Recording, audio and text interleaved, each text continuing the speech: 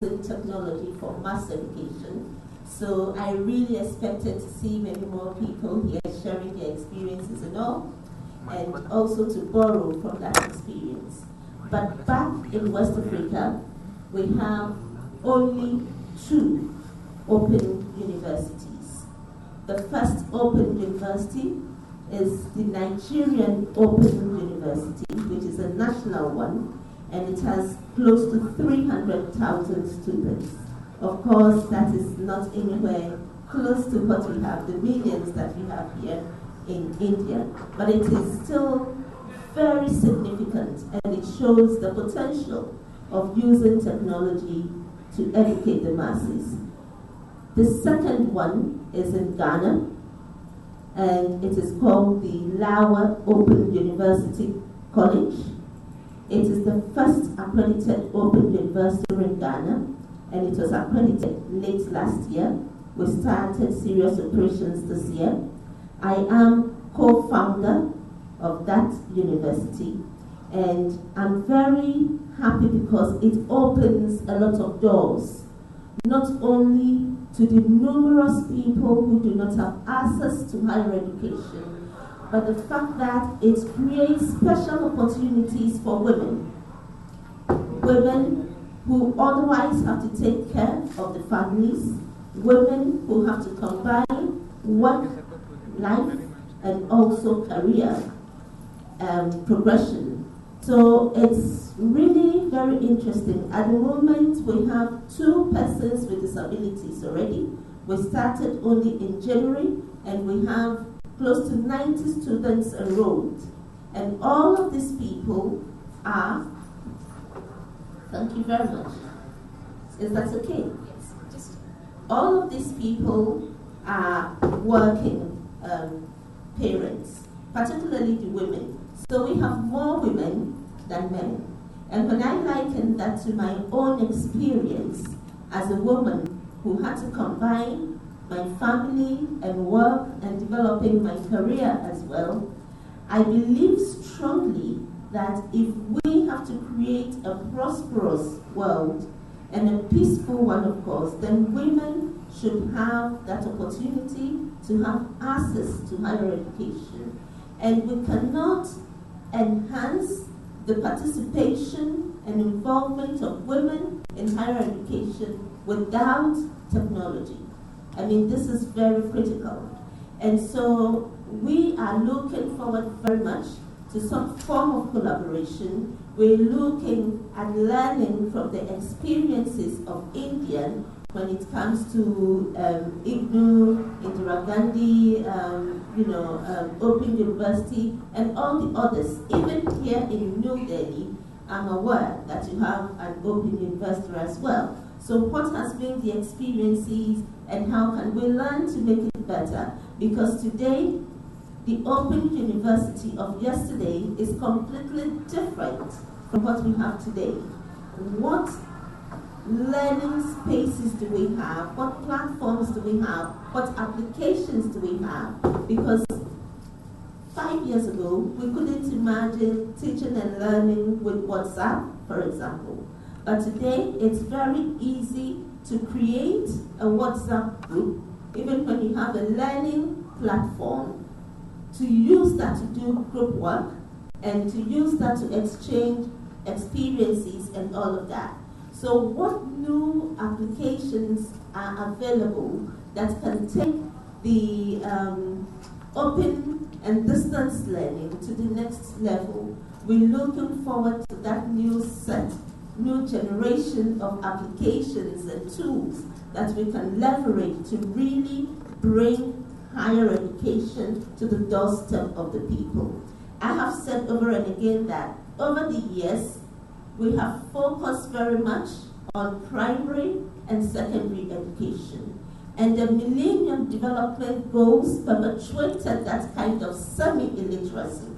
But we cannot use that semi-illiteracy to liberate our people economically and empower them the way we ought to, because much of what happens when it comes to economic empowerment, actually, and contribution, takes place very much at the tertiary level. Again, my question is, how do we use technology to enhance technical and vocational skills of the people? Because it is easy to have certain areas easily covered by technology. But when it comes to hands-on experience and interaction and engaging with skills, I'm sure that we still have quite some room to cover. So we are open to learn from the experiences of India and any other country that may be listening to us now. We are inviting them and saying, come to Ghana. We have the Lawa Open University College, which is an initiative to bring higher education to the masses who are looking to be empowered economically through the use of technology. And I look forward to having you collaborate with us and to move this to the next level. Thank you very much. Dr. Alabi, one thing I wanted to ask. Yes, please. My name is Vivek Mittal. I am from RK Foundation India. It's an education foundation based in Delhi. You had just said that 11 open universities are in Ghana, right? In Ghana, we have about 70 plus. No, but I'm talking about open universities. Open universities, we have one accredited open university, and that is the Laweh, L-A-W-E-H, Laweh Open University. So it's a government-owned or a private university? It's a private university, and it is the first private in the whole of West Africa. It is the first private open university in West Africa, and the second in West Africa. And it is a member of the African Council for Distance Education.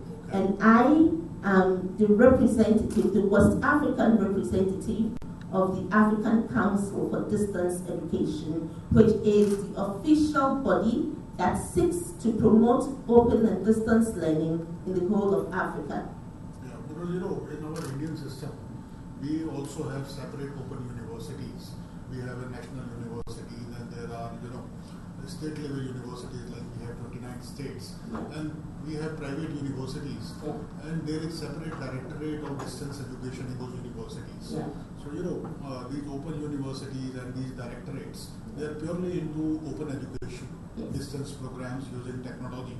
And now you might have heard that MOOCs are also getting very much popular. So now, like in the United States and other developed countries, Indian universities are also adopting technology to move towards offering mass open online courses. Some of them are chargeable, some are offered free of cost, like that.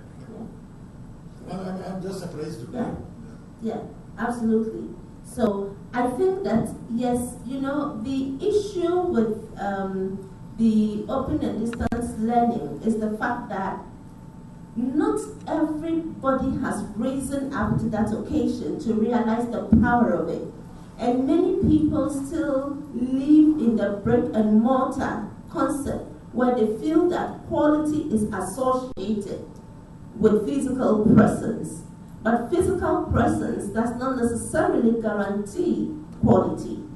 In fact, from a quality point of view, my little interaction suggests that quality seems to be much enhanced with open and distance learning system simply because you don't have the facilitator right before you. The programs have to be very well structured. The resources have to be available well in advance. Open and distance learning, in my opinion, enhances transparency between provider and student, because if you do not put everything before the student or the learner, it is very difficult for the learner to follow through.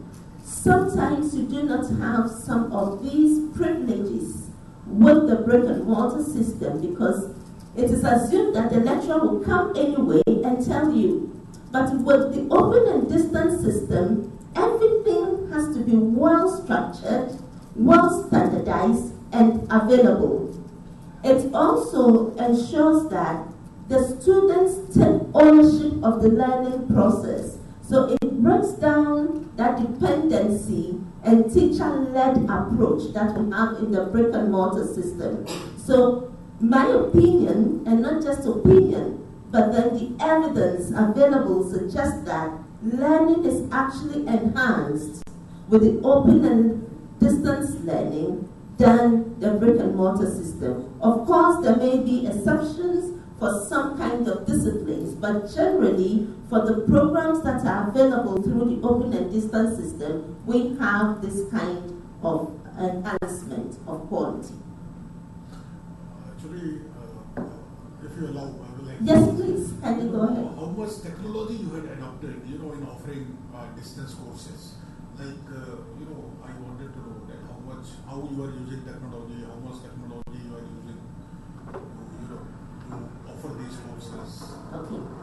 So basically, back home at the Lower Open University College, what we have done is to adopt and customize the model platform, which is an open source platform, but we have customized it to the extent that it gives us the degree of flexibility that we need to offer the students.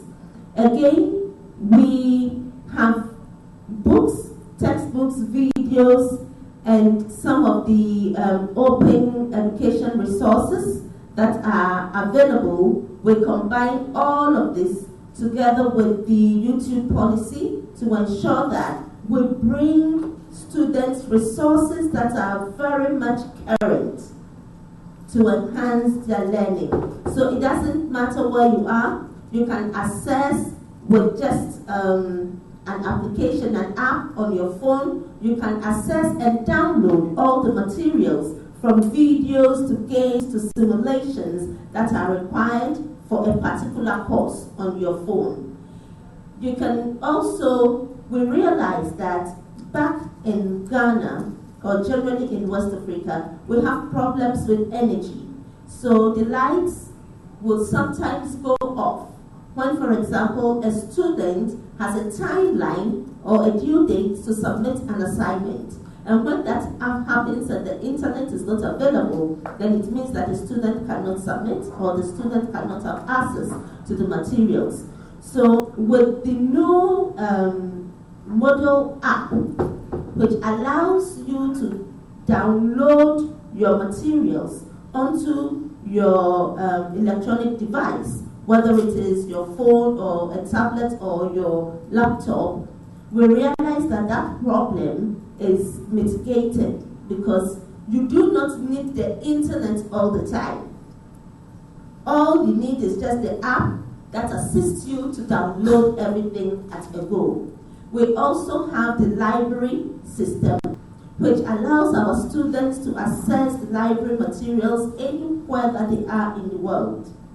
We're also trying to bring in applications that students are very used to and very comfortable with, like WhatsApp in particular, to use in the teaching and learning process. So that really makes it very fun and practical. And we are continuing to explore other means. I'm very happy to indicate that all of this had been developed in-house, of course with the assistance of other people. So we believe that a collaboration with any of the institutions or organizations that is interested in using technology for mass education in India in particular would go a long way to enhance what we're doing at the moment, because what LAWA is doing at the moment actually takes the experience one step ahead of the actual distance learning experience, where books and cassettes and tapes will often have to be sent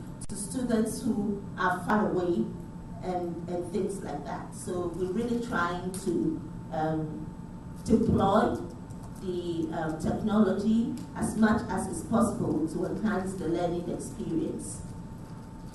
We have private companies in India which are offering such technologies. Yeah. Even to our universities and directorates of open education, these private companies have provided technology resources. It's like that. Thank you very much. Thank you, Dr. Alabi. Yes, thank you.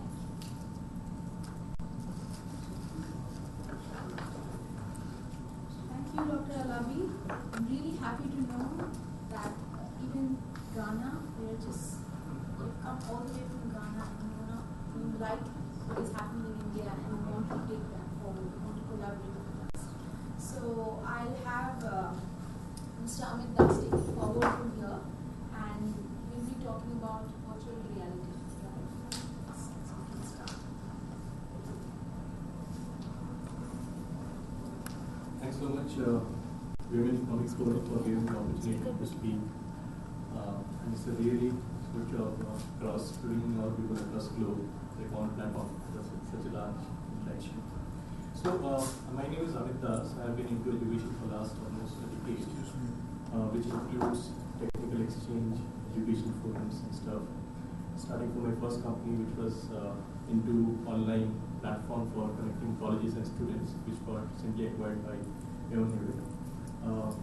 Then to Monster, then initiative World Economic Forum, Young Global Leaders of World Economic Forum, were leads that wherein we used to promote entrepreneurship. And then starting my own firm, which is a global education consulting firm. So I think all across my experience in education, I have been witnessing lack of exposure across India, I'm talking particularly from the Indian context, lack of exposure in terms of content, in terms of right faculty members, in terms of technology. And this is a major differentiating factor when we speak about the students not able to dream beyond their cities or their capital cities, right? So just a case I'm taking without offending anybody, like IITs or IIMs of India, right? These students have access to alumni network, these students have access to platforms, they can do internship in Japan and Europe, but not tier 3, tier 4 students, right? So that's one of the areas wherein we need to focus. Now, I think what lacks and what is beyond, definitely knowledge transfer is something which is going to drive here on platform. Knowledge transfer not in terms of a local ecosystem of learning, but a global ecosystem of learning. By that I mean experiential learning, co-learning space, and content transfer from one country to another, one place to another, and faculties joining hands on various topics. I'll just quickly show you a video. I'm one of the members or advisory members of this initiative called German Academy for Digital Education, wherein they are promoting VR, virtual reality, and augmented reality as a medium of promoting German knowledge across the globe. So, yeah. This.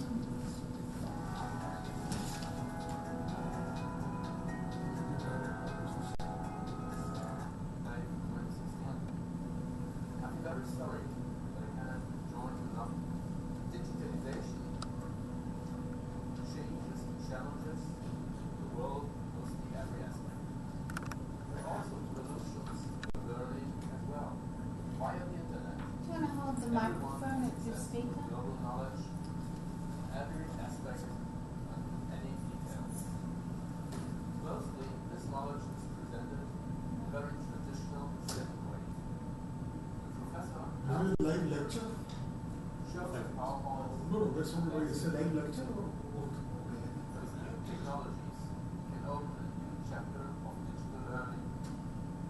With new technologies, I'm speaking of virtual reality and augmented reality. Of course, you can find these technologies already very common in research and development departments and in the gaming industry. But right now, it finds its way into the education and learning environment. And that's why I'm here at our state-of-the-art virtual environment studio here in Berlin, where we bring German knowledge with engineering content to the global world. Made in Germany is a worldwide known brand for a wide range of products. This success is based on the capabilities of German engineers, and their education is based on German knowledge.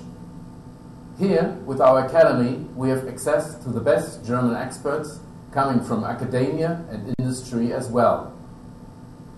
We invite renowned professors from the German Academy of Engineering, from Institute of Technologies, university and colleges, research institutes like Fraunhofer, like Max Planck, into our studio to explain their knowledge, to explain their latest findings, in technology and education.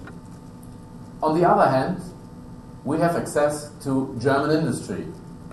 For example, the automotive industry, which renowned partners such as BMW, Mercedes, Porsche or Volkswagen, where we can get their real case, their application in combination with the theory from our academia partners. With our professional film team and our educational specialists, we can ensure that our format is very attractive and easy to learn. We call this format edutainment, which means we do entertain, but we informate as well. To get your short impression, please take a look at the following video, which explains a little bit our new technology. I wish you a fruitful discussion further on and hope to see you on the next occasion. A lot of greetings from Berlin to Hong Kong.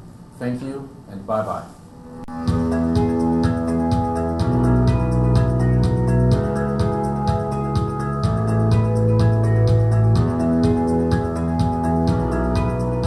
You can compare it with ice water. Ice in water is always stable with 0 degrees, and only if the ice is melted, then the temperature can be raised or reduced.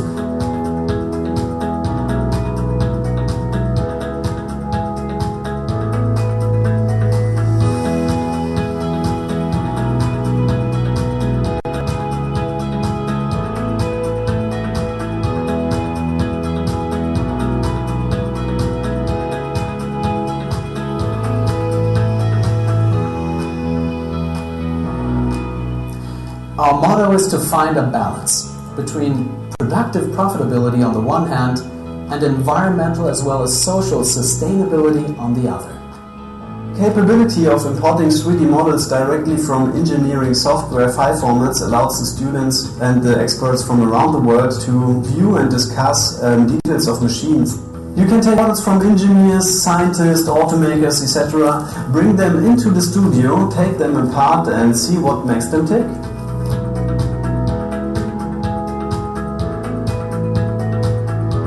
This leads us, of course, to a model where we can think about, is this possible for all other areas as well? Is it possible to reduce all these long distances and bring together living areas, private areas, but also the professional areas?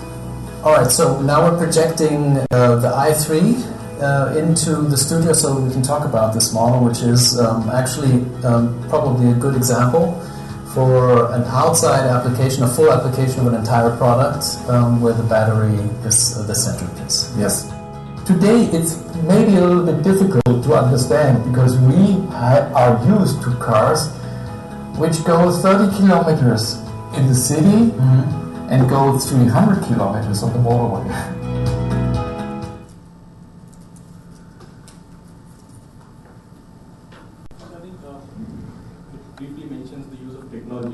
Which can be adopted across globe. Because learning is not only about MOOCs and it's beyond MOOCs and YouTubes, it's about more experience, more human, more transfer in terms of technology. Particularly when ladies here from Ghana all the way, bringing a continent, of course, representing a continent here. And there are very unstable economies across the globe.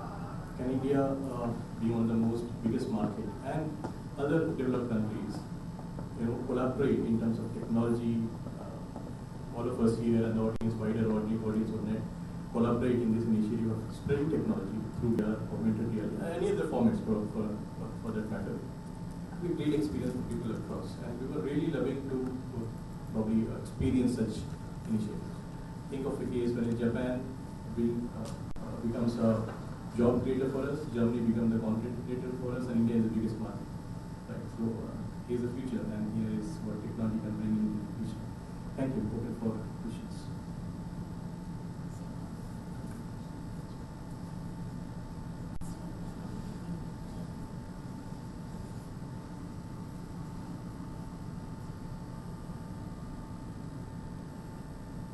So, just I'll take another few minutes to explain the concept of virtual campus. So, there are close to 15,000 colleges in India spread across 24 states or 27 states. And all these colleges have been business centers so far in terms of providing education and taking admissions. But at the same time, can all colleges provide equal parity in terms of education content? The answer will be no. This is what I feel, and I'm probably open for discussion. But this concept of virtual campus, bringing all campuses at a common forum, right, is definitely a way forward.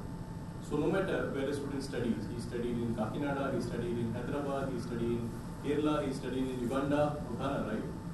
There is a virtual campus which is there. He is enrolled in that campus. Right? There is a technology interface. There is a peer-to-peer learning. There is content, and there is opportunity for it to get global opportunity. So this is something a new initiative called Virtual Campus, which is coming up. And brief you about team. So team for German Academy for Digital Education comprises of all the competent personalities like Guido, who has been into business development for more than 20 years. Currently, he is a part of a smart city project in China, developing smart cities in China with German technology. Dr. Schoder, who has been academic and founding director of Akatech Institute in Germany, which is the only research institute prominent in Germany. Mr. Simon has been a filmmaker. His passion has been filmmaking for the last almost 30 years, producing Hollywood movies and being part of success stories in Hollywood. Nora Campman is an education specialist, and she is also an entrepreneur, and she is a part of TU Berlin as the head of entrepreneurship cell. Arno is again a veteran in terms of marketing and VR technology. Ash is a chief technical director, bringing all the things in one place. I take care of business for Asia, wherein I'll be able to spread this mission of providing education with parity and quality across. Thank you so much.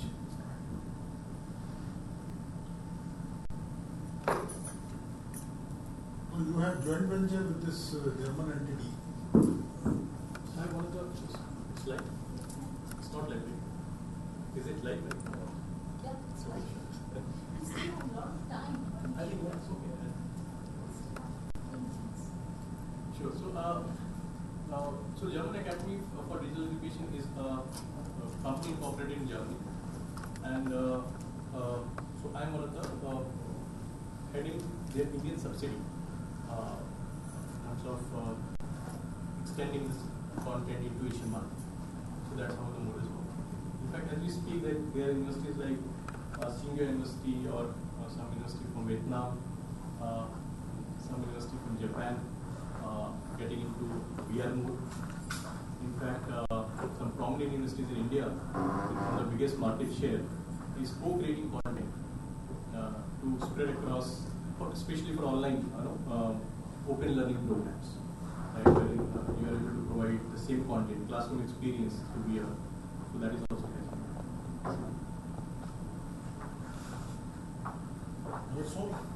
Yeah, I think so. So should we go? Yeah. Well, nice. Thank you.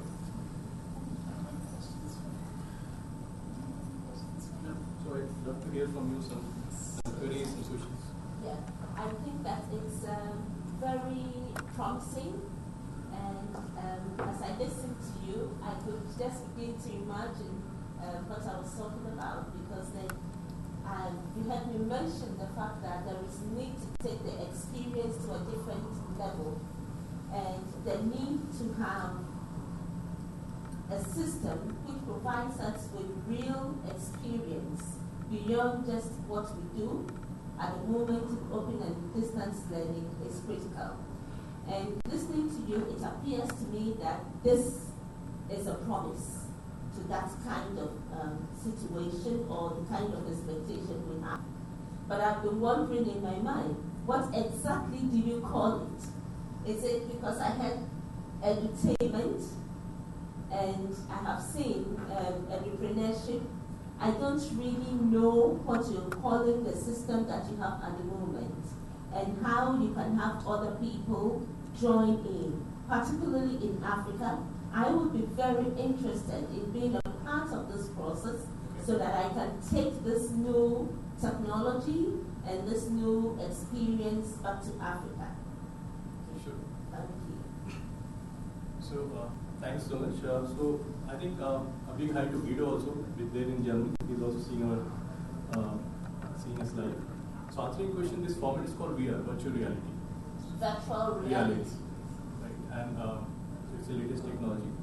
So think of a case wherein so entire Africa, there are so many colleges spread across, so many countries spread across. There are lots of African students coming to India in terms of higher education. Right? There are lots of logistics problems also in terms of relocating to a new place and getting to know about the country and learning and then getting opportunity. So to reduce that, there can be portal, right? Portal, online portal. So you can just log in. Student can log in. Okay, you can enroll for courses like smart cities or automation or industry 4.0 and beyond. Right? He can go through stages. He can give assessments, and he can get certified. And followed by some contests and opportunities which may arise. For example, he want to go for a experiential trip to Berlin and see Mercedes-Benz or Porsche right? How they are being manufactured. So all these are possibilities. So we can discuss more offline. So we have a privilege of, in fact, having Venkatesh here. Venkatesh is heading Microsoft Education Initiative for India. And I think any question from your side, if you want to, the audience is there. So if you want. I think one of the things I would love to see is, the virtual.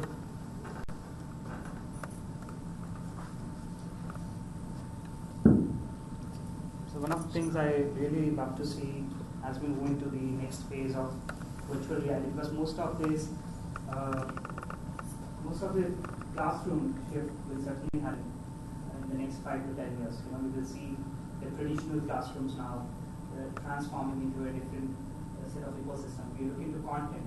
Today, if you look into the content is not just what faculty teaches in a classroom. Right? You have extremely good content available, and it is all curated content. You have collaborative content. Pick up stuff from Wikipedia, or now there's a new MOOC, massive online courses which are active, like Khan Academy and EX of the world. So the other level of engagement one can certainly take on.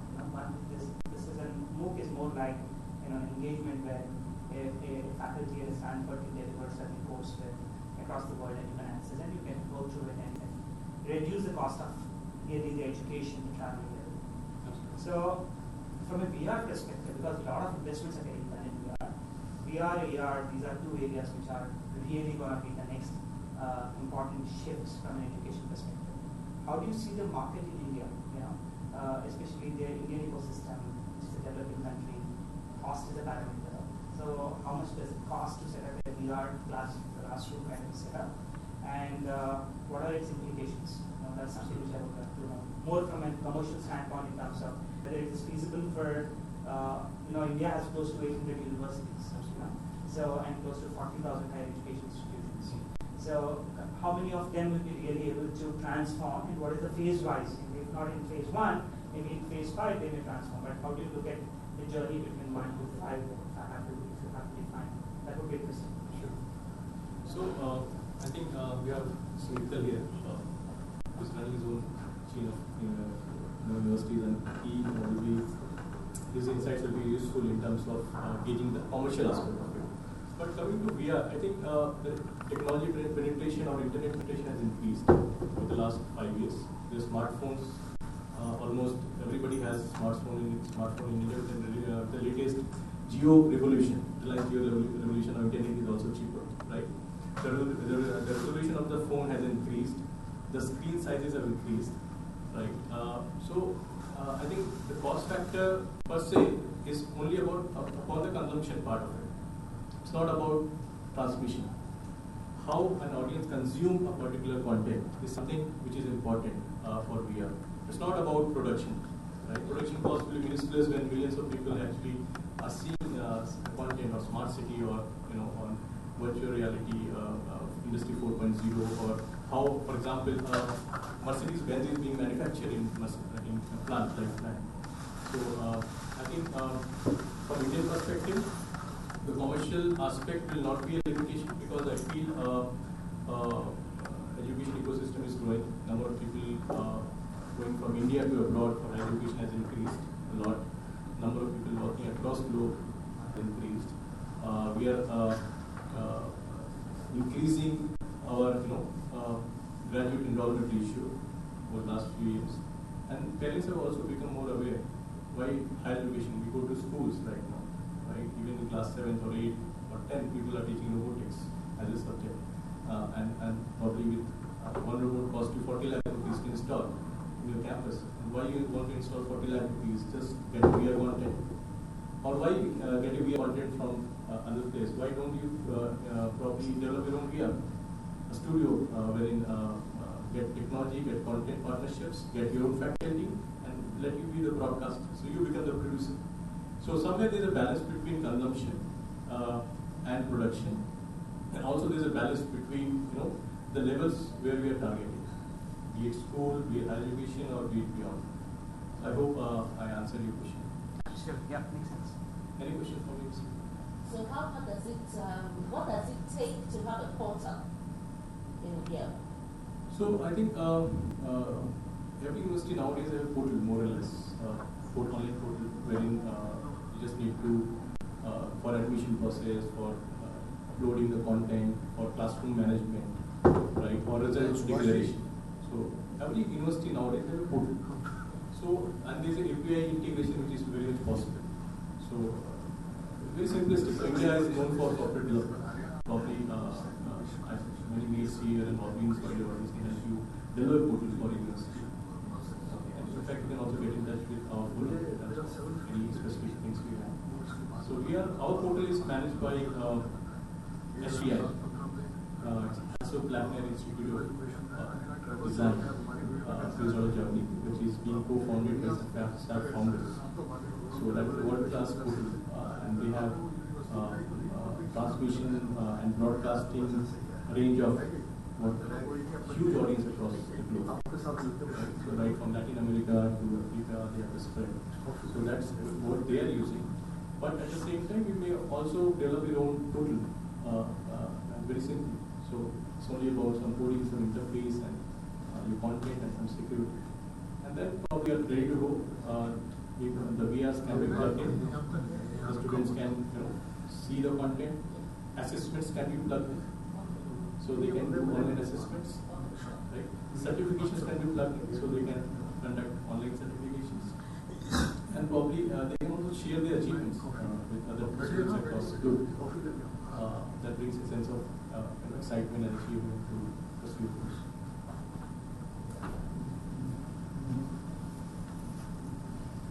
Thank you so much. Well, sir, nice session.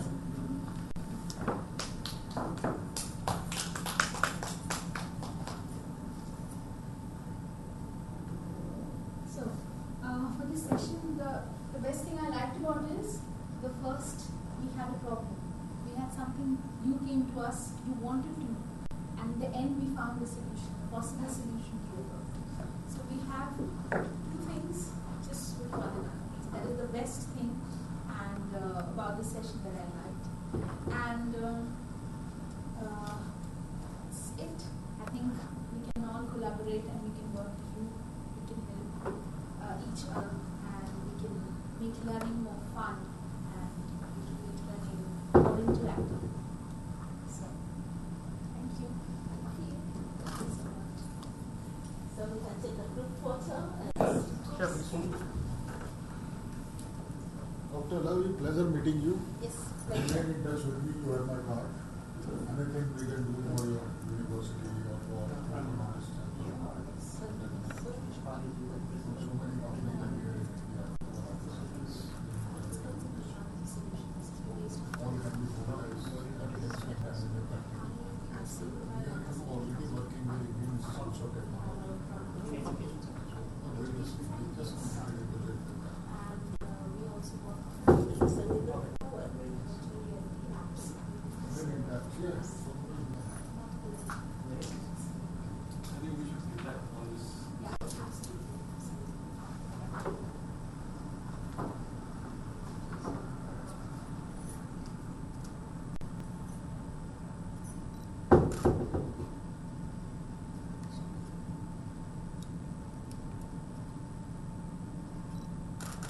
Thank you. So much.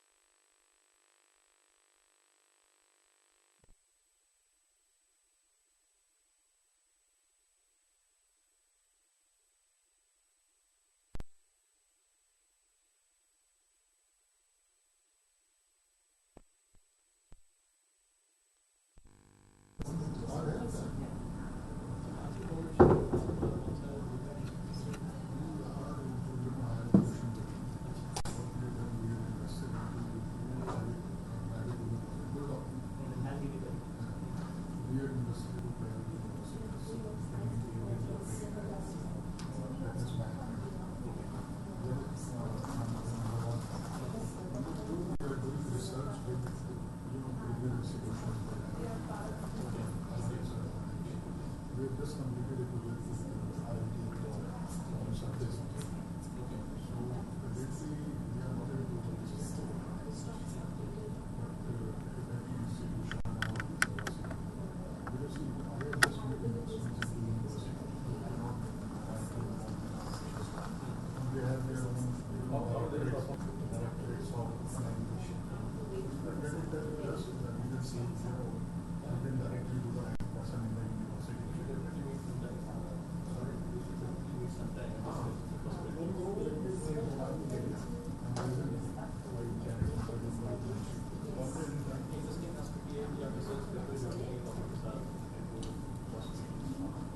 Other aspect can be why we see the partners for promoting the University of Goyal,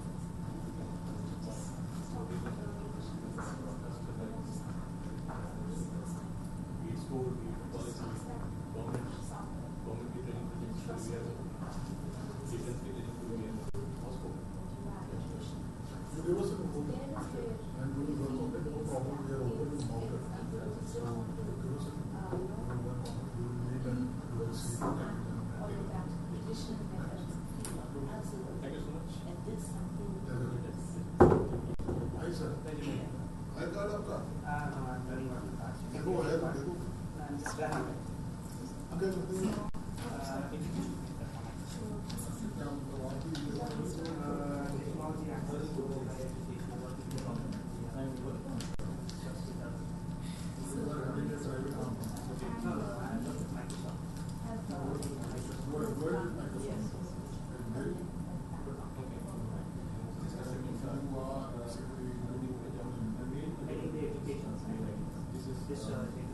What's your name? Eventually. Somebody else was there. Maybe 1 year back, a lady was there, looking after education, advocacy, and government.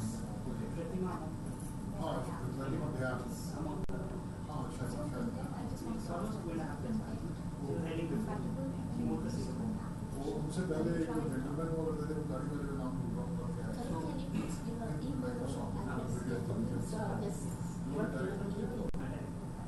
Well, pleasure meeting you. Yeah, send me the details and we'll keep it touch. You organize something for, this type of education.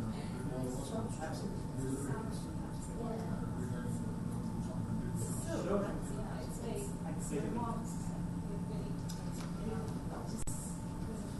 So fine, madam, we are around. We will see if we can meet you.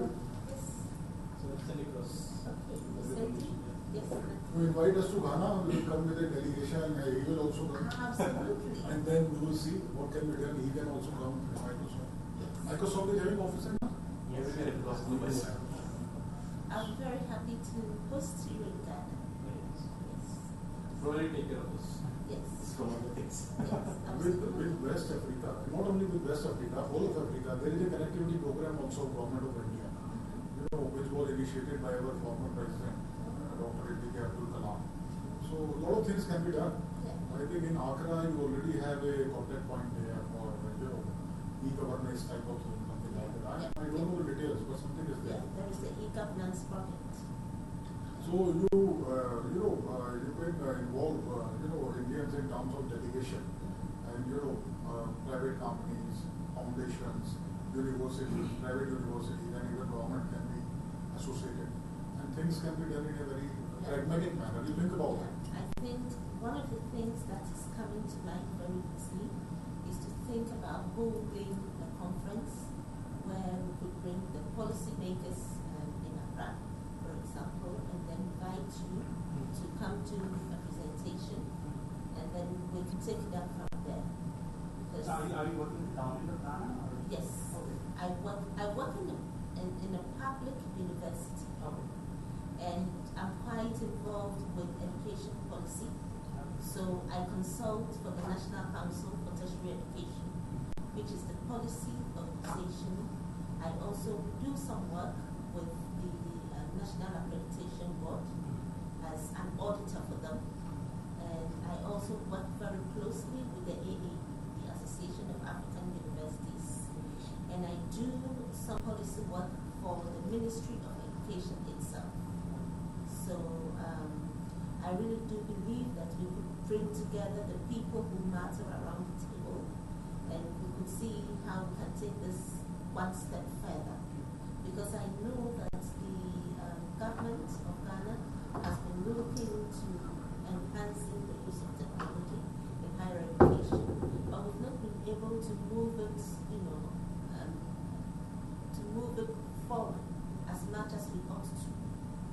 Because I was part of a task force that worked for the last 2 years with government and the UK team to do something like that in Ghana, but it didn't work. And I kept telling them that maybe a private-public partnership could do the trick. So Kumari, these are good travel, very nice, big travel company runs. She's from Ghana, you organize for Ghana also.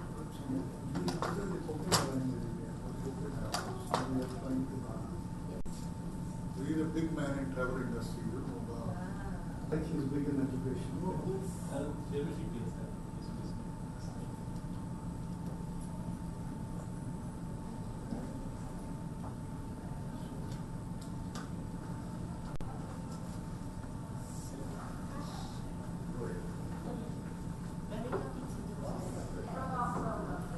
She's from university there.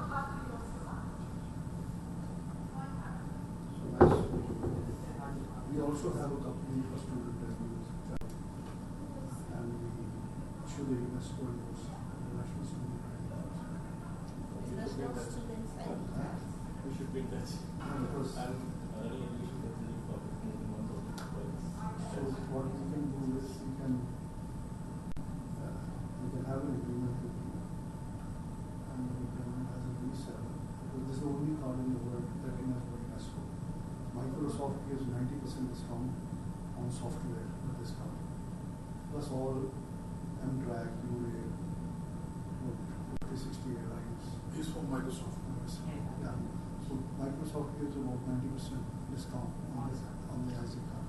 It's actually Microsoft is one of our sponsors. I'll just show you my Yeah, so we need to work together. Do you have a card? Yeah, I'm running out of card. I'll just email you the details if you don't know. If you don't send me an email, or send me a mail. Choice. The choice is yours. Send me an email or a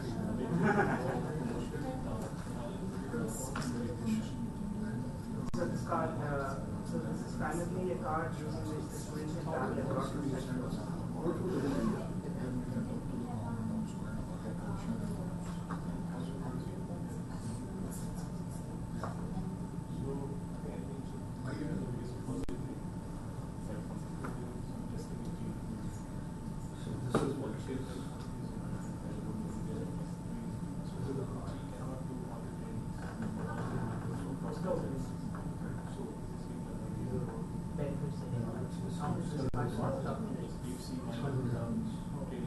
and it has a chip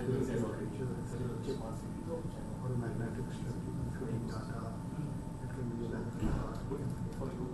So it's 620 rupees.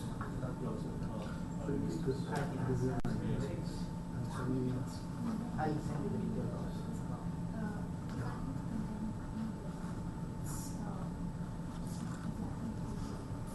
For anything to do with This is the card.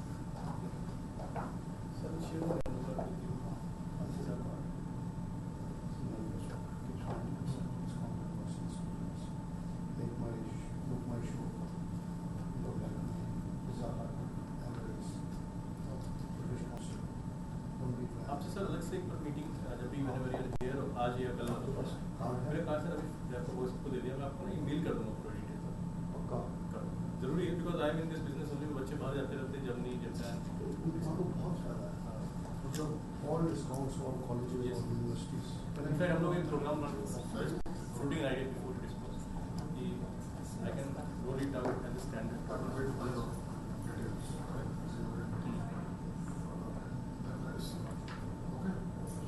Understood it. maybe get admissions in sir वो आप देख लेंगे मैं आपसे believe करता हूँ तो आप देख लेंगे programme colleges Nice one, I think. Okay, Amit ji. Thank you, sir. You there, hopefully. मेरे पास तो है सर, आपकी डिटेल्स सारे हैं.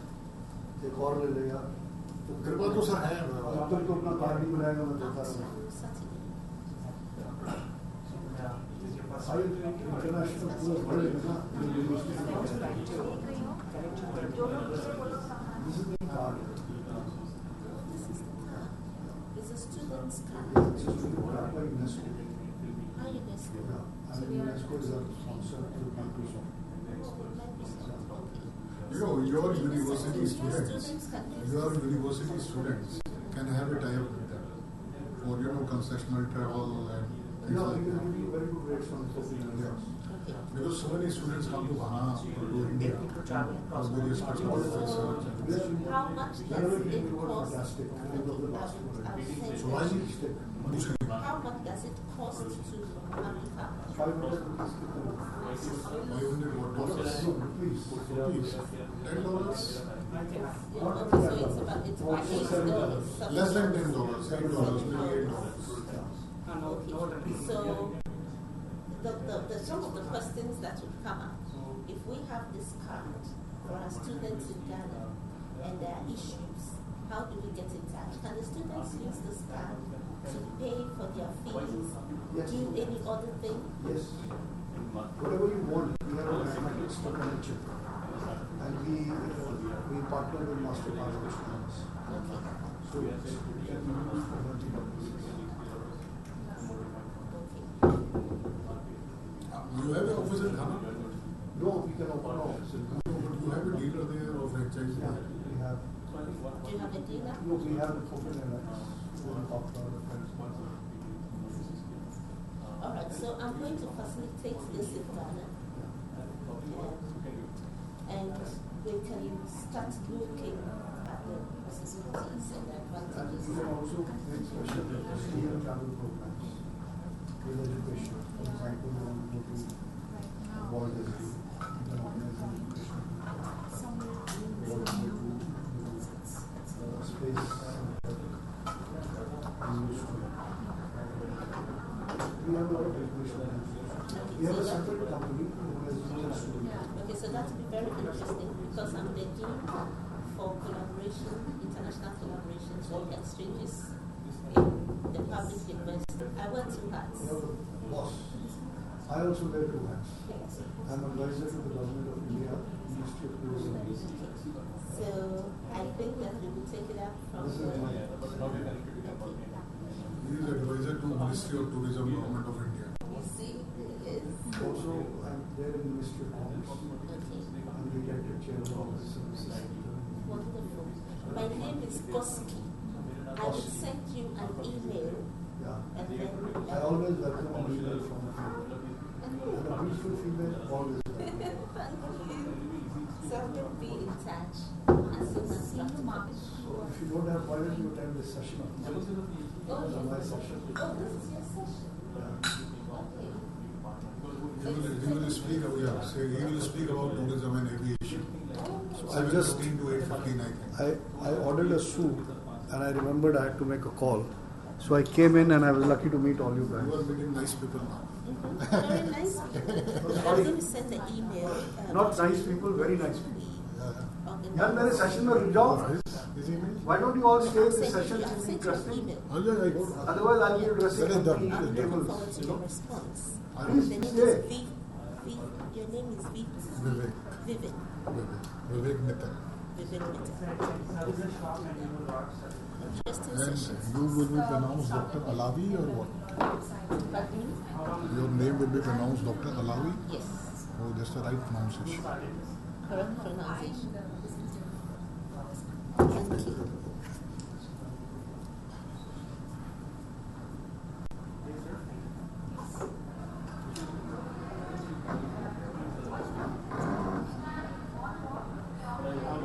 I've been working with mentoring. Yes.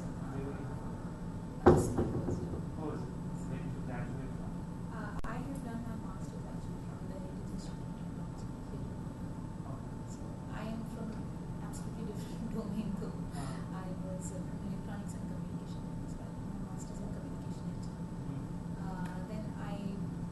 work for this company as I developed a liking for websites. So I used to work for them for a few months as a strict developer, and then now I work as a business developer. I just handle projects. How big is this company in terms of people? We are roughly 30 people here, but this is our Indian company. Here as in Kolkata, yes. We have a Swiss subsidiary. It's a sister company. So that's based in Kolkata. In one of the rooms, बीच में आके एक room है, उस rooms में यहाँ पे छोटे-छोटे rooms हैं। पहले से रिसेप्शन से 3-4 रूम्स छोड़ के आता था, एक खोल के देखो उसके बाद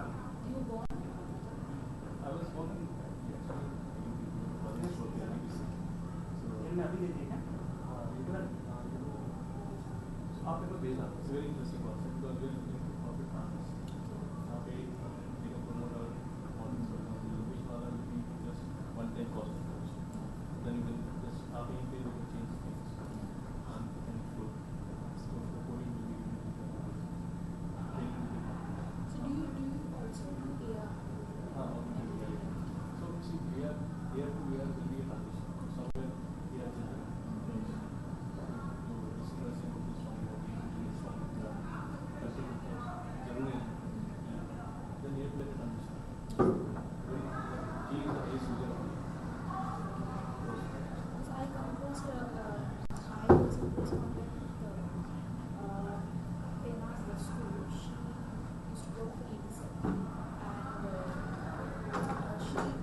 will see that she was telling me about a conference in Pune where they had AR, use of AR for teaching students, underprivileged students about safety and about road safety, about different good medical practices.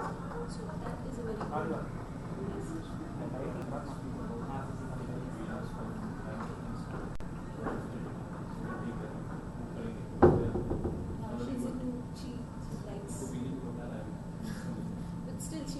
It's a meeting I can call journalists there. It's a company for taking that would be very good because smart cities are ज़्यादा कुछ मतलब smart city बहुत बड़ा topic अब बोलो कि I'll promote smart cities बच्चों के दिमाग में कितने लिस्ट है traffic lights use city smart कैसे बनता है कोर्सेस क्या है फिर आप उसमें डिटेल आ जाएगा जब स्टूडेंट 9 10 सोचो तो वॉल्यूम होगा आप उसमें interactive so basically I'll bring German delegates Japanese delegates yeah come and that can work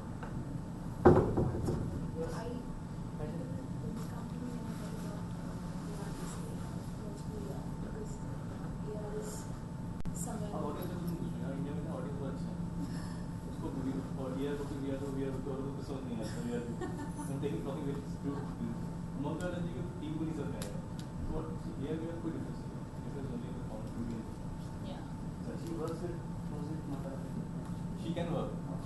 She's also promising, young lady portraying a state. I think so. आप जाइए उनके पास बोलेंगे जर्मन को लेकर आऊँगा जापानीज को लेकर आऊँगा और आपका स्टेट नंबर 1 होगा पहला स्टेट होगा जो बिहार में हम लोग स्कूल्स के लिए कॉलेजेस के लिए स्टार्ट करें ममता बनर्जी को ओपनिंग स्पीच दिलाई और आप बोलो कि ये कंजम्पशन बेस्ड होगा 600 रुपये पर सर्टिफिकेशन देता है गवर्नमेंट देता है इतना पैसा अनयूज है उनके पास 1 lakh crore is unused in the last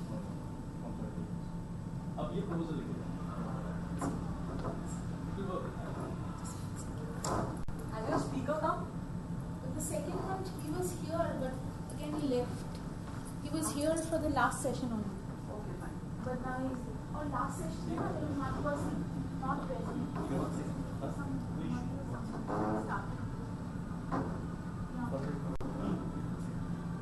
One second.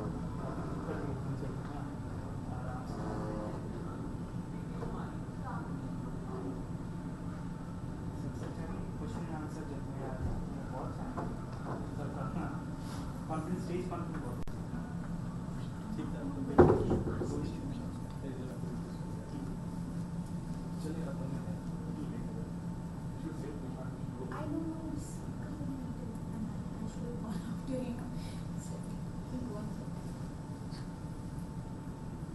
If can stay, of course, for the session as well. So if he comes in time, we'll stay.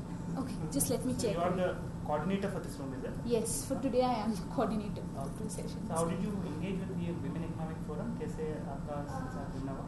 Actually, I was in the Kolkata, so there I was a delegate. So वहाँ से they called me whether I would be interested. So they funded your travel, stay, and everything? No, not the travel. They funded my stay from 8th to 13th. That is, I'm a volunteer, so I am getting the stay in this hotel 8 to 13th. The travel was sponsored, yes, which is very good. The travel was sponsored by my office. That's good learning for you. Yes, of course, and it's a great way of interacting with so many. It just opens your mind up. Absolutely. So, I'll just give me a few minutes. Yeah.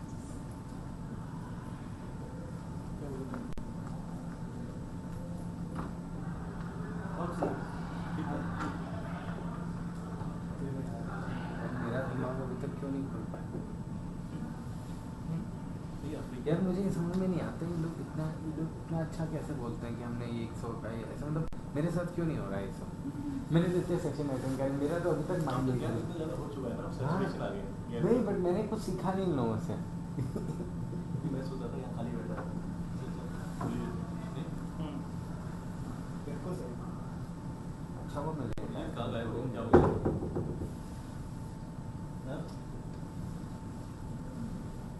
Chandni Chowk कहाँ से आएगा? Call कर लेते हैं तो तुम करो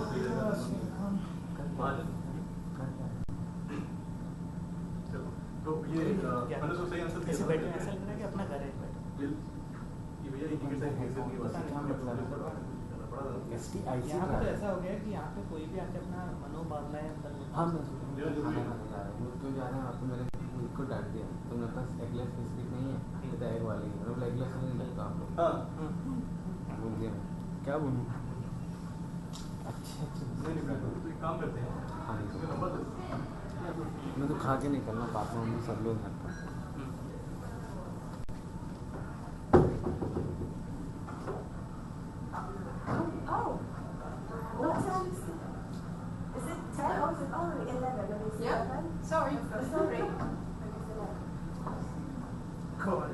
ऐसे कैसे बिहेव कर सकता है? इतना इंटरेस्टेड कोई कैसे हो सकता है? ये मेरा that's mine.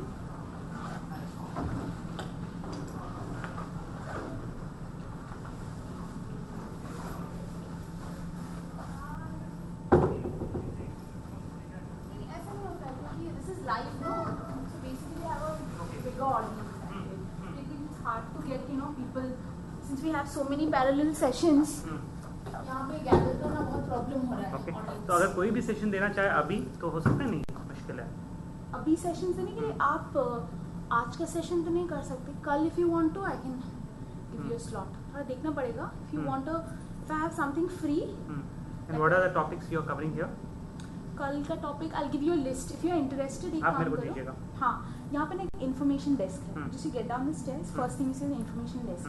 वहाँ पे आपको like you will get the topics, what all topics are there. मेरे पास अभी नहीं है, so from there if you want to speak on anything I can get you. And this goes to YouTube, is it? Yes. Okay. It's a live thing, and it will come up on the WEF website also.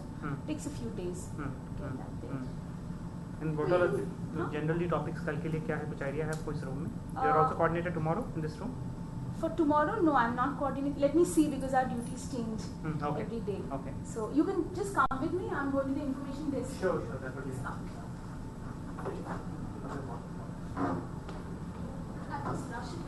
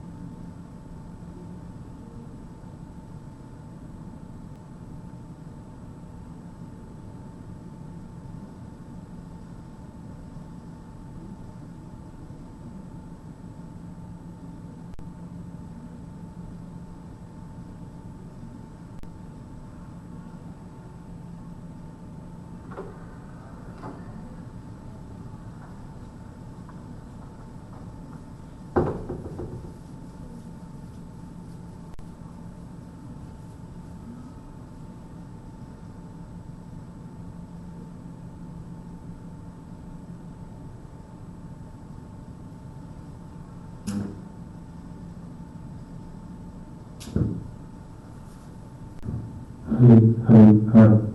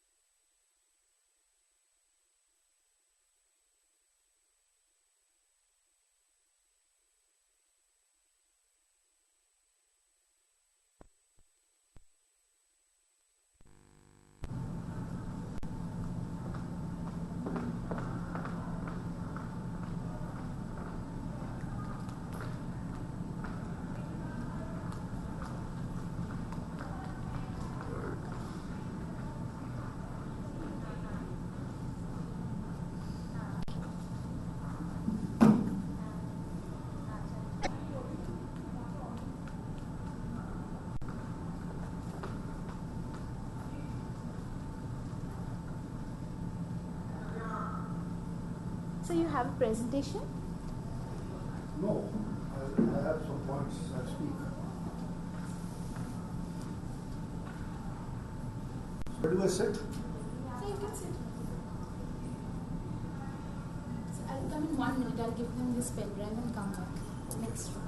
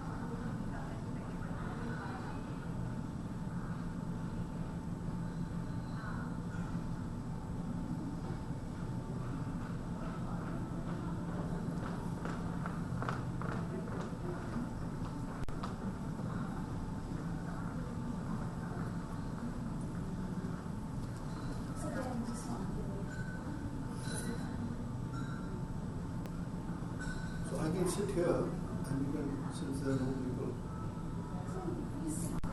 I need a table with my papers.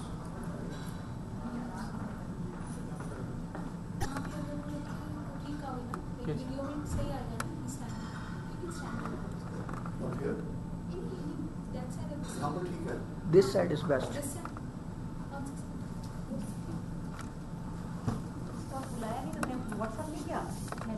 मिल गया आपका phone? हाँ धन्यवाद। किसने कहाँ पहुँचाया? मैंने वही बोला ना, वहाँ पहुँचा दिया करो, कुछ भी खोए।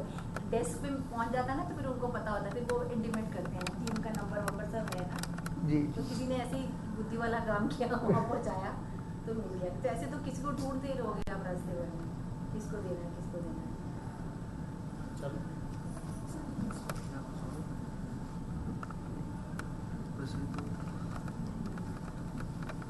कैमरा देखो थोड़ी देर के, कैमरा देखो थोड़ी देर के, ऐसे भी खिंचना फोटो थोड़ी।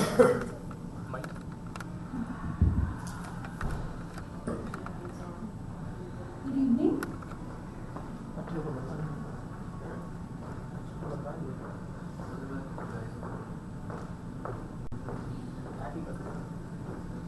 Good evening. So today we are having the topic of opportunities for CM क्या है ये? CM 10. तुमने WhatsApp पे डाला क्यों नहीं सबको पर ट्रैक करने के लिए? Still 10. Opportunities of women entrepreneurs in the tourism and aviation industry. So this is. Can I start? Yes, sir.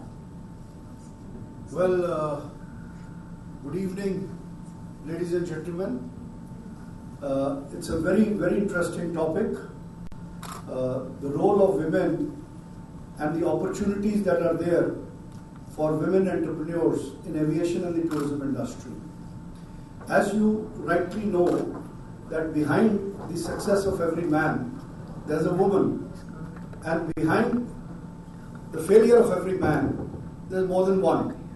So women are the most important people on species on this planet Earth.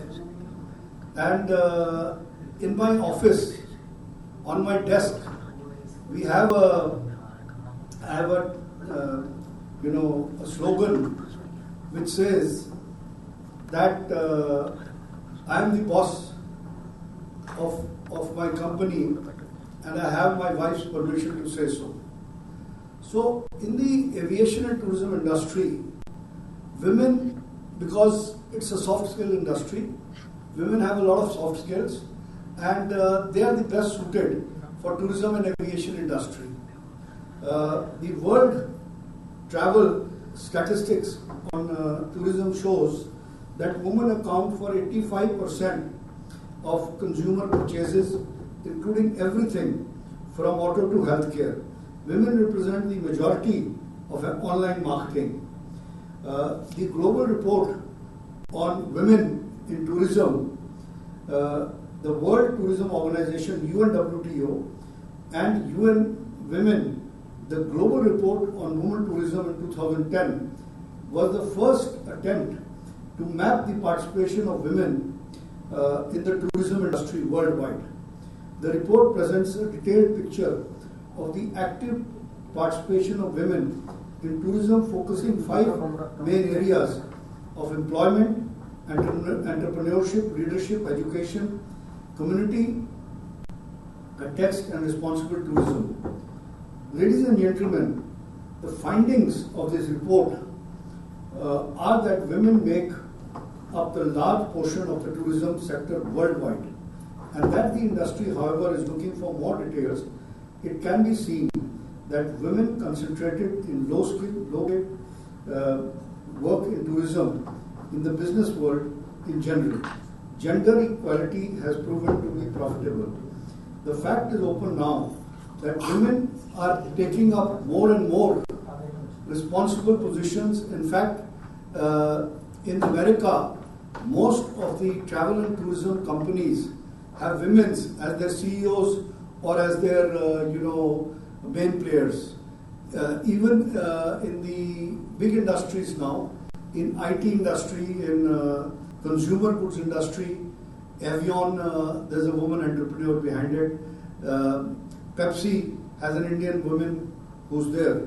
Ladies and gentlemen, women are traveling more to exotic destinations, and Business Review on Women says that they control $50 trillion, not million or billion, but $15 trillion of spending power. These represent a market that is double than that of China and India. Growth markets are made by women regardless who also travel differently than men, and 87% of the women try to go to beautiful scenery compared with 72% who opt for beautiful scenery among men. According to a market researcher, Brown and Russell, while statistics are limited, an estimated 32 million single American women traveled last year. So when so many women are influencing the travel all over the planet, then the wearer of the shoe knows where it pinches. The women entrepreneurs know what the women want. A man can never understand a woman. Right from Adam and Eve, he has never understood. Right? So he will, but a woman understands the dreams, the aspirations, the hopes of the women. And it's such a huge market that today there are a lot of women travel agents or tour operators who are actually heading various travel companies, not only in India but also all over the world. Ladies and gentlemen, in India, you see, women has always been powerful. It was unfortunately the 600 years of Mughal rule and 200 years of British rule that took our culture backwards. Otherwise, you see, the most powerful portfolios in Indian mythology are with women. Whether it is the goddess of wealth, Lakshmi, and the finance ministry's portfolio is the most powerful portfolio. Power, which is defense, that is Durga, and education, that is Saraswati. So, Indian culture and Indian history and mythology have always put women on a very high pedestal, and they worship. If a girl child was born in olden days, they used to say Lakshmi aa gayi, goddess of wealth has come, Durga aa gayi ghar mein. But it is the influence of these mainly Mughal culture which made the men at least look superior and behave superior manner. So I feel in the aviation industry also, women have a very good role. You see, today, if you see all over the world, more and more women are taking up jobs in the aviation and tourism industry. Way back in 1930, Mrs. Uma K. Parekh opted an adventurous career and became the first woman pilot, even before independence. She was the first Indian pilot to obtain a pilot's license after independence. Many more women turned towards aviation. A few names that are prominent is Prem Mathur, who became a commercial pilot in 1947. It is always the women who have taken the leadership. And women by nature are not only soft, but they being a mother can understand the psychology much better than men. They are able to, manage the affairs of the house, and also are very good, managers in the offices. In today's paper, Godrej, the pharmaceutical company and cosmetic company, has been taken over by the daughter of Mr. Godrej. It is in today's Economic Times. So what I am saying is that in India and all over the world, women are taking leadership. India was perhaps the first country where we had Sarojini Naidu, an Indian woman in the United Nations. We had probably the first Indian Prime Minister in Mrs. Gandhi. It was followed by Mrs. Bandaranaike in Sri Lanka. So all over South Asia, women in Philippines, women have been on the head of the affairs, and lot of companies I know of in the aviation tourism industry where women are calling the shots. In my own company, Stick Travel, where we represent about 12 international airlines, I have 2 daughters, and both are now running the company. So their condition of marriage was that they will look after the father's business. So one is looking after marketing and business development, the other is the CEO of the company. And I, being the chairman of the company, but my wife was the one who was calling the shots. She was the managing director. So because in travel, tourism and aviation, it is the industry which is for women. Global economy is going to be dominated by 3 T's. Technology, whether it is information technology, biotechnology or nanotechnology. In biotechnology, in Bangalore, the head is a woman, right? Similarly, in IT companies, majority of the people, there are a lot of, whether you take the Silicon Valley in the US, whether it's IBM, whether it's Microsoft, they're all women.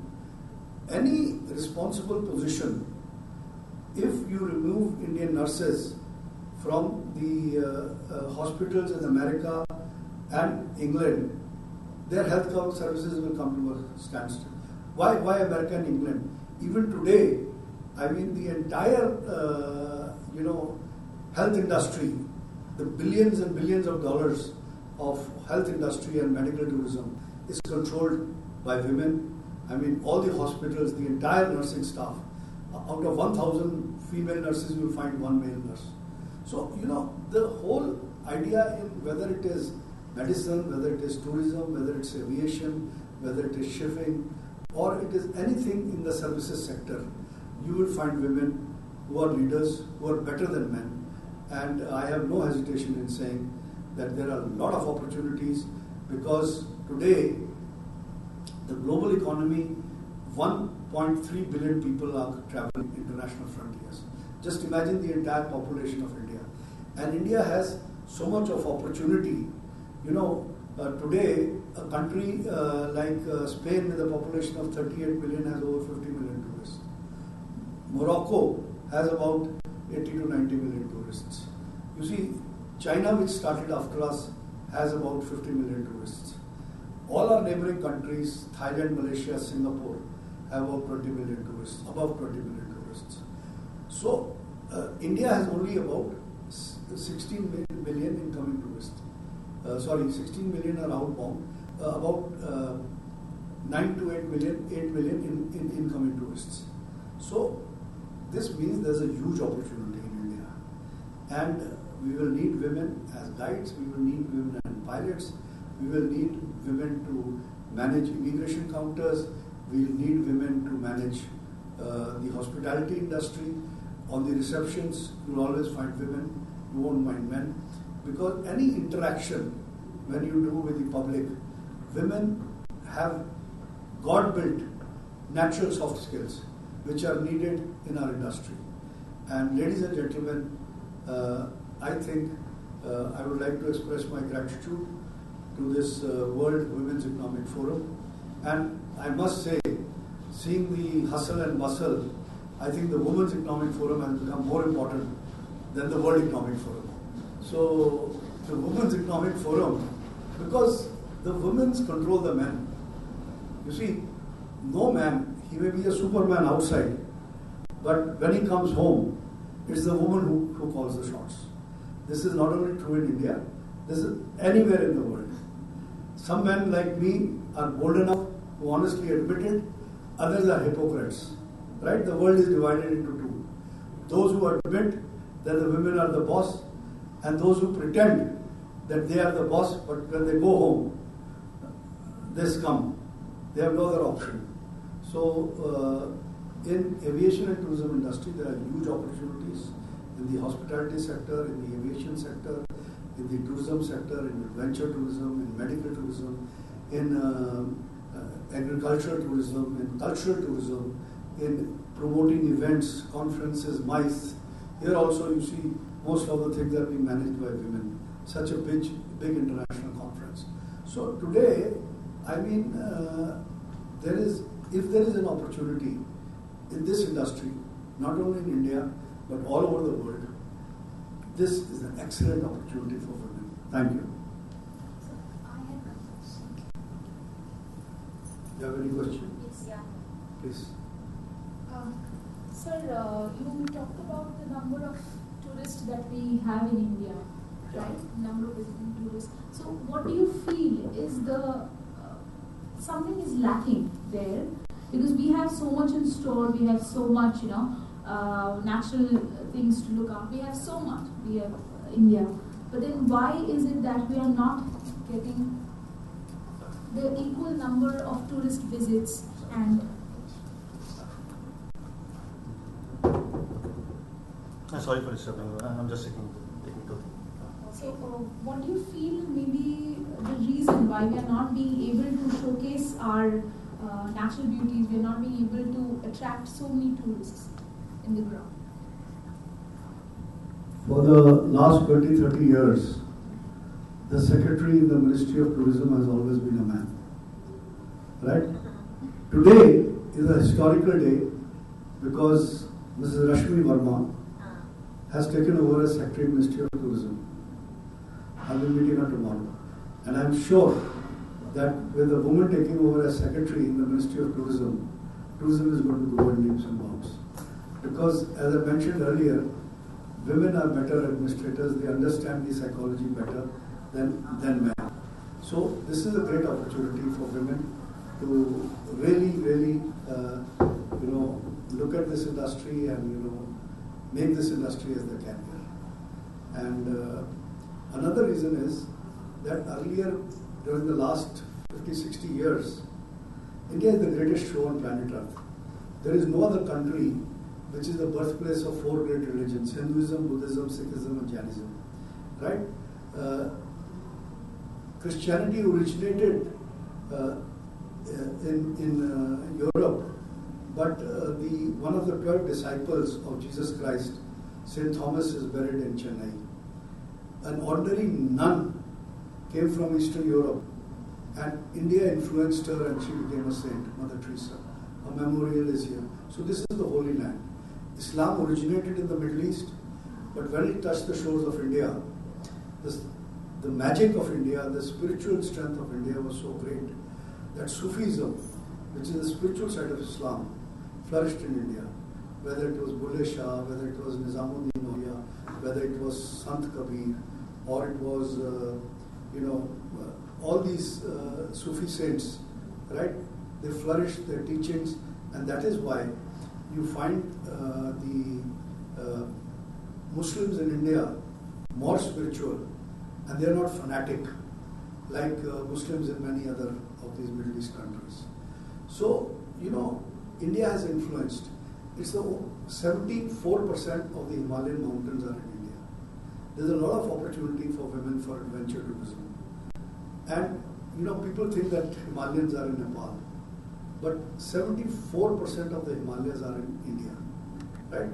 So, and this is the only country in the world where there is a colorful living desert, Rajasthan. So, but you see, what is happening is that we had an incredible India campaign. It was the world's most successful campaign, but it was so difficult to get Indian visas. So, as president of the tourism industry, I fought with the government, and finally this government agreed to give us e-visas. And now we are getting e-medical visas also. Originally it was for 30 days, now we are going to make it 60 days. Now we are going to make it multiple entry. So I'm sure with the woman taking over as Secretary Ministry of Tourism today, right, on the historic day of the World Women's Economic Forum, right, tourism in this country is going to take big strides, and we will be second to none. I also have Yeah, a question. please. Since you are from the travel group, so I just wanted to know with this online bookings and all, people reserving, and how much is this online becoming a threat to the travel groups? Because I find that it's coming down because people are going to think. So how are these travel companies affected? And is there still an opportunity? No, this is a very good question. This question is asked by a lot of because I address a lot of from the outside. I address a lot of MBA students. I address a lot of travel agent associations and all. You know, only those species have survived on this planet who have adapted themselves to change. You know, one thing only in the world is constant, that is change. Dinosaurs used to be the strongest mammal in the world, but it could not adapt itself to change, so it got extinct. Right? The cockroach adapted itself to change, so the cockroach is still there. What I mean to say is that in the travel and tourism industry, online portals is the future. Not only online portals, your mobile phone is the future. Yeah. Right? You'll not only be able to book your tickets or your hotel rooms, but you will on your mobile while you're traveling from Delhi to Agra, you will also be able to enter the hotel, see the view from the window of the hotel and make a booking, right? And also choose from about 100 different sites, you see. So this is what technology has done. That is why I said that global economy is going to be dominated by 3 T's. Technology, telecommunications, and tourism. Tourism is a labor-intensive industry. It's going to stay. You know, like every prescription, you go to Google, is available there. The side effects, this, you know, you go to Google, any medicine you take, any disease you ask for, the answer is there in Google. But have the doctors been extinct? No. So, you know, man is basically a social animal. He needs to interact. He needs to, you know, understand. Now what is happening is domestic travel point to point, yes, is going to go on the net. There is no way you can. But what the agents have to do, and that's what I'm telling them to do, is value addition. Forget about the package. Forget about the air ticket component. Because air ticket anyone can book on the net. But if someone wants to learn yoga, in this, you will not do it on a package. You see, you will want to see references, this, that and all. And then when you want to take a refund on a ticket, so this is happening now, there's a fallback. A lot of people who are using only the net are coming back because if they want to take a refund, the call is answered by a call center. There is no human interaction, right? If you want to change the date, you lose the whole ticket, or you lose at least 90% of the ticket. So that is why more and more people are coming to travel agencies, or at least on the website there is a telephone, they like to have an interaction.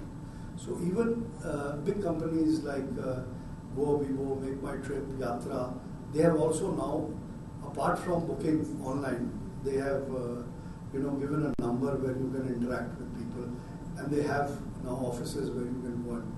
So basically, just like one goes to a doctor, he will go to an expert. So what change the travel industry needs to make is not to be the run-of-the-mill travel agent. That everyone can do. You know, you have to specialize. Just like there is a cardiology expert, just like there is a neurosurgeon, just like there is a pediatric expert.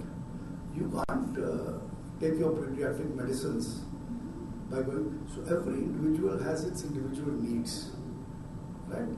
Now some companies have started,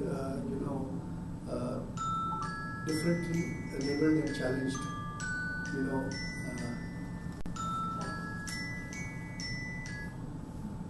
so this needs to be, addressed. So, anything else? I think I have a question. Yeah. With India being a kind of a center stage for a lot of tourism, how do you see a lot of investors abroad looking into investments, especially in tourism-centric businesses? It could be online, it could be offline. What is the kind of a market size you're looking into?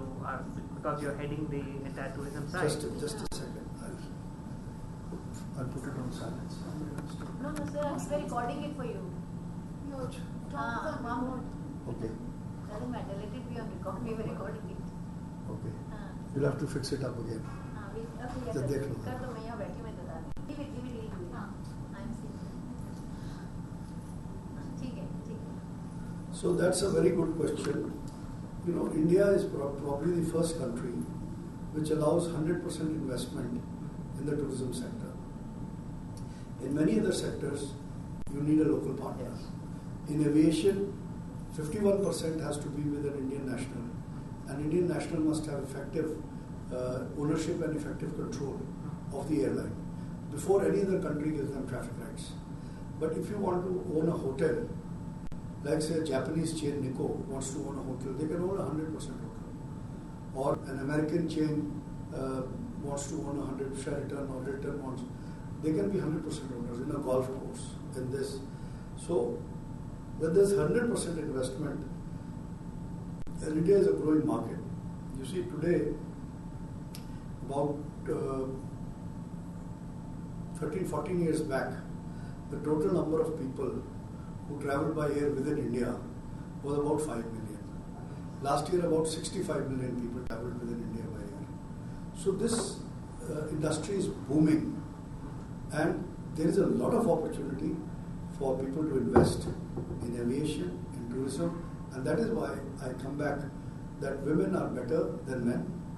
They are better managers, they have better softer skills, and God has given them that intuitive power. And a woman understands a child even if the child is crying and you can't hear the voice. So that intuitive power the mother has. So women in the services industry all over the world is dominated by women. I just wanted to read.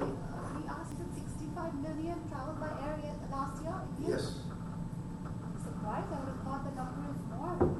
No, the total number of people, domestic tourism, is about 1 billion. That is people who are going to Kong, but they're using buses, they're using trains. So these are the Yeah, 65 million are the Indians who are air, using air travel. Air domestic yes. travel. Only air travel. But I'm surprised that it's only 65 because middle class is supposed to be a few hundred million. No. This is the Ministry of Civil Aviation. And I think this is a domestic measure. Domestic. Within Domestic. not the global. Using trains and buses also. Yeah. Trains, buses, cars. There are other ways. Yeah, Yeah, other smaller ways. places like Jaipur and all, people go by car and all. Car, yeah. Book a car and all. So that is why it can be. So anything else? Thank you so much. I think it was very informative. Yeah, it was even though very we joined. informative and so these questions were just reading like and it was wonderfully answered.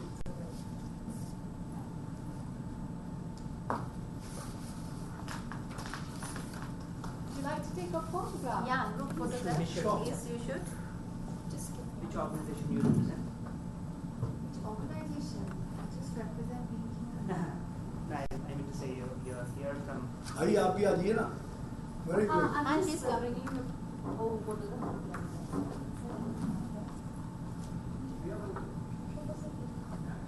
I think we have exchanged cards already. We are India's largest wholesale travel agent. There's no travel agent who's not my customer. I didn't talk about my company, but Yeah, I my, just thought so. my company, I know. my customers are online travel agents. Make My Trip is one of my big stores. Goa, Bibo, Cox and Kings, Coney, American You have Express, seen all of them evolving from. They're all my small customers. We represent 10 international airlines, 4 cruise companies, and about 11,000 hotels. This is intimidating. Wow. इतने सारे. This is hard work. Beautifully said.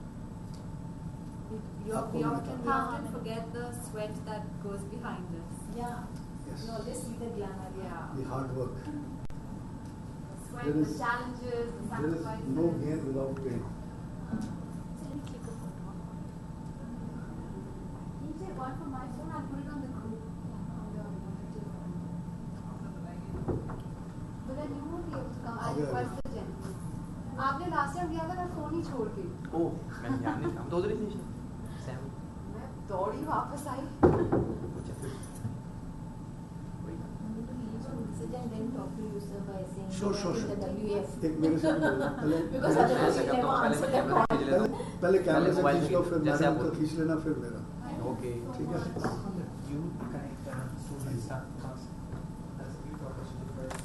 नहीं भूलोगे अब, मैं देख भेजूंगा.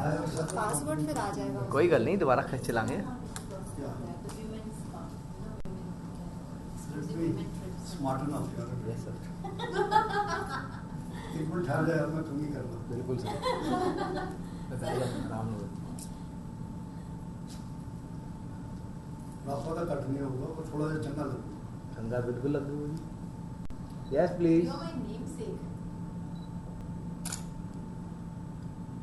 Yes, one more. Hold on. अच्छा, कौन से लेगा? पहले जरा लीजिए. पासवर्ड लग जाएगा. अच्छा.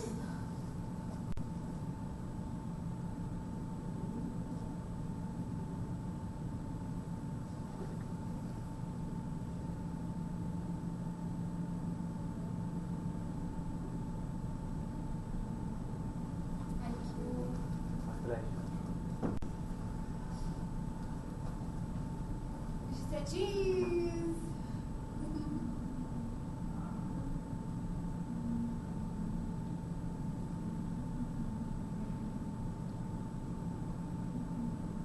Thank you so much. Thank you so much. I'm sorry I came late. I didn't know about this. You have your card. I do. Thank you.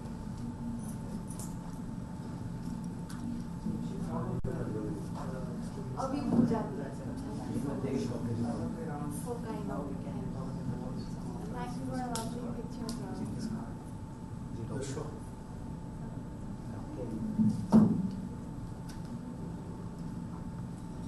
ये तो आपको अलग से भी मिल जाएगी.